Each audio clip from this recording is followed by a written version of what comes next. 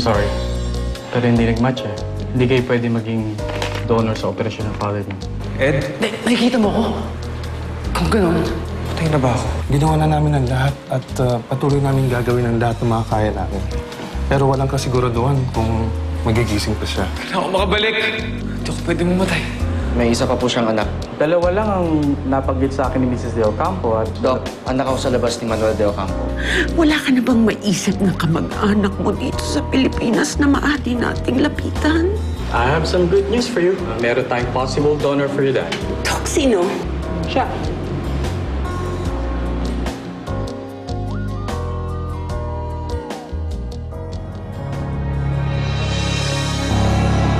Match kayo ni Papa.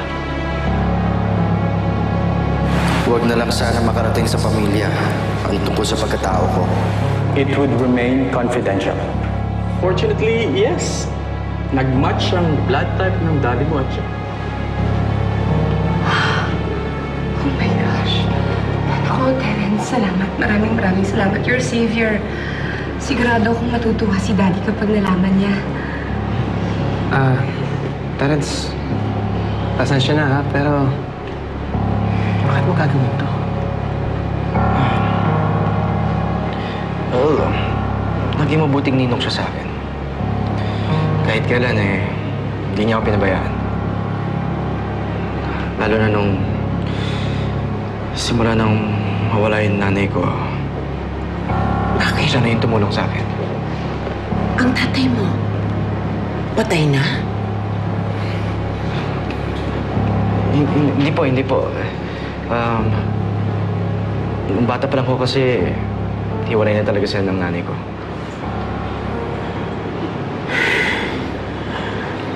Terence, thank you so much for saving my husband's life. Malaking tulong to para sa pamilya namin. Well, let's just hope na healthy talaga ang liver ni Terence. At let's just pray na hindi reject ng katawan ni Mr. De Ocampo ang liver niya. Terence, salamat. Yeah. You're welcome. Excuse me. Doc, mauna na ako. Malkat sa Terence. Thank you. Well, meron po ba kayong tatanong sa akin? Kailangan niyo po ba akong kausapin? Yeah. Please naman.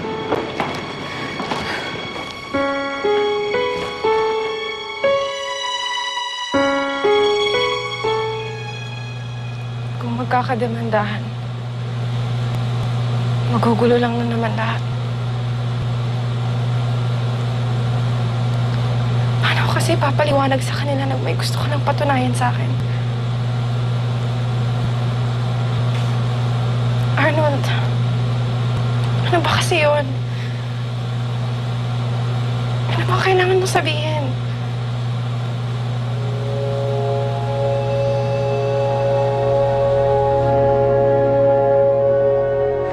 Hindi ko alam kung ano pwede mangyari sa akin. Hindi ko rin alam kung paano matatapos to. Kung nag-aalangan ka, huwag mo na ituloy. Hindi ko rin naman naiintindihan eh. Hindi ako nag-aalangan, Ana. Sigurado ako sa gagawin ko. Pero sinasabi ko lang to baka kasi wala na ibang pagkakataon. Ana, patawarin mo ako. I'm sorry. Kung mababalik ko lang, hindi ko na sana ginawa. Ana, patawarin mo ako. Pero hindi mo naman mababawi yung ginawa mo. Alam ko, Ana. Kaya nga humingi ako ng tawad sa'yo eh.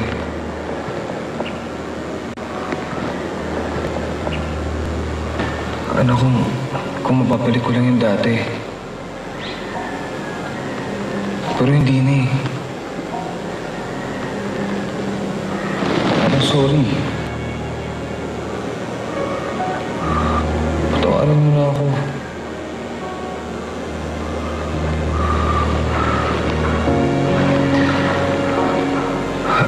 Mahirap na ibalik yung dati, Ana.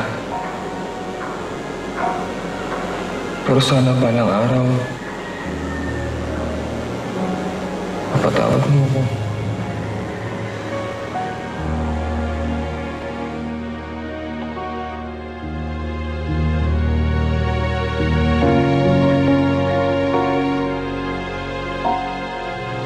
Arnold, papatawarin kita.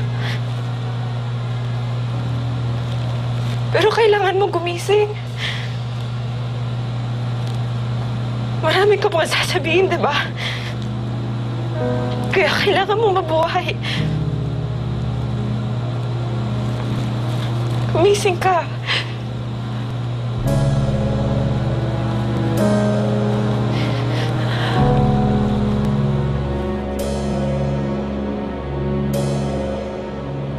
Kung alam mo lang, Ana, gusto ko pa mabuhay.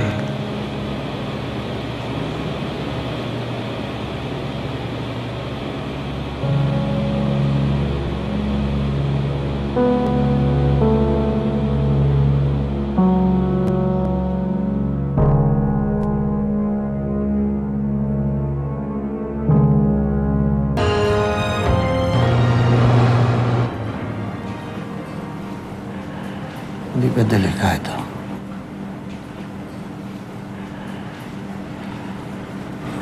They'll open you up and get a part of your liver. Magiging prone ka na rin sa infection. Hindi, Dad. Delikado ang kalagayan niyo. Kaya dapat maoperahan na kayo as soon as possible.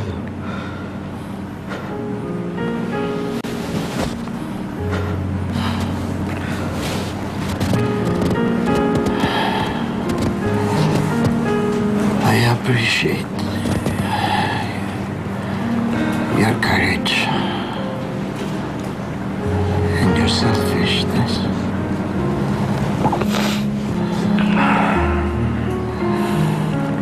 But I can't let you do it alone. It's too risky.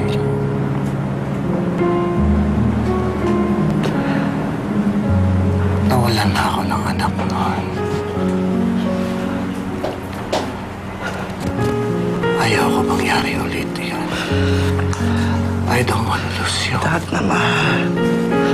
Ayoko mawala kayo sa akin. Atay ko to, katawan ko to. Kaya desisyon ko to, Dad, kung anong gusto kong gawin sa katawan ko. Terence, please. Dad naman, ang kulit niyo naman. Pasensya na. Pero wala na makakapagpigil sa akin.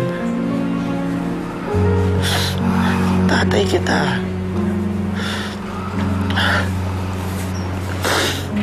Ikaw na lang natitira sa akin. Kaya wala akong hindi gagawin para sa iyo.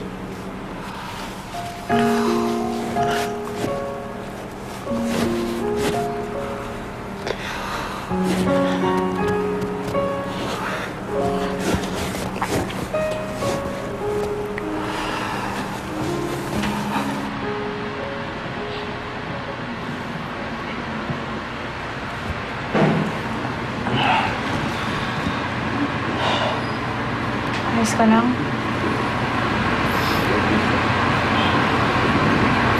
Ana, alam ko na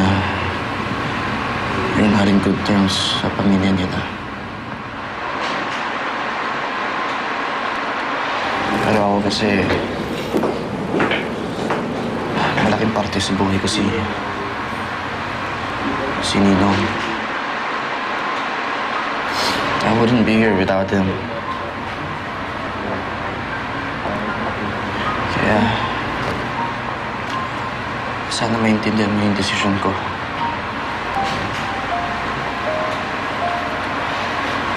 Alam mo, Terence, wala ako sa lugar para questionin ka. O makapasya mo. Isa pa, alam ko naman ang ginagawa mo yan para makatulong.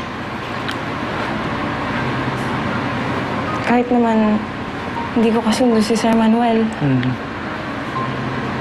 Hindi ko naman nanaisin na mamatay siya.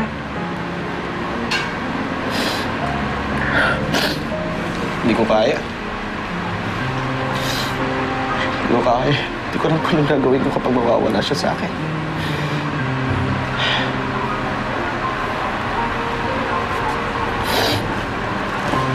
Huwag ka mawawala ng pag-asa. Halika, sama ka sa akin. Saan tayo pupunta?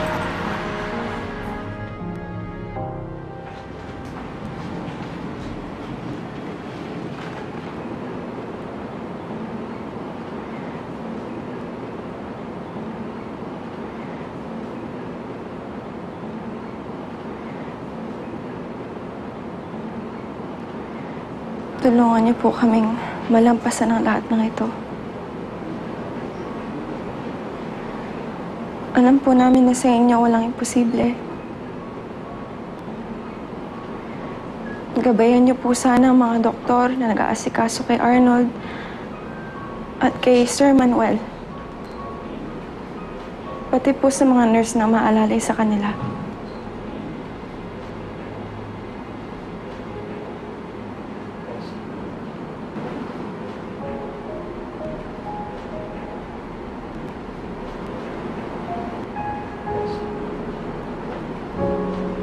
Bigyan niyo rin po sana ng lakas na loob si Terence para harapin ang lahat ng ito. Huwag niyo po sayang hayaan na panghinaan siya ng loob. Turuan niyo po siyang mas kumapit sa inyo at sa pananampalatayang kayo ang Diyos na kayang magpagaling ng kahit anong sakit.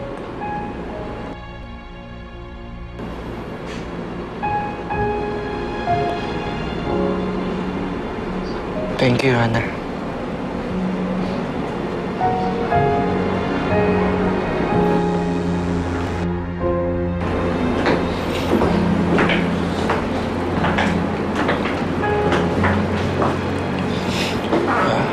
Connie. Miguel.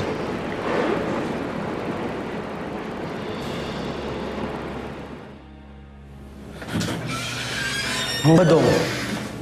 Bakit kasi? Kailangan pa ibaliktad eh. Siyempre, para hindi magkaroon ng sugat ang likod niya. Yung tinatawag na bed sores. Pabayaan nyo na nga siya. Ikaw na naman. Ano nangyayari? Ano nangyayari? Mag-usap muna tayo, Ed. Oh! Narinig kita, Arnold! Usap? Sige, kausapin mo yung kamao ko. Sandali, sandali! Mas mabuti pa nung buhay ka. Mas kaya ka saktan. Eh, nag-aaway ba kayo? Dahan-dahan lang! Ang matuluyan itong katawan ni Arnold! Mas mabuti na nga siguro kung ganun. Total, sinira mo naman yung buhay ni Ana, di ba? Hayaan mo, ako naman ang tumapos ng buhay mo. Hoy, Ed! Sandali! Huwag mong tatanggalin yan, ha?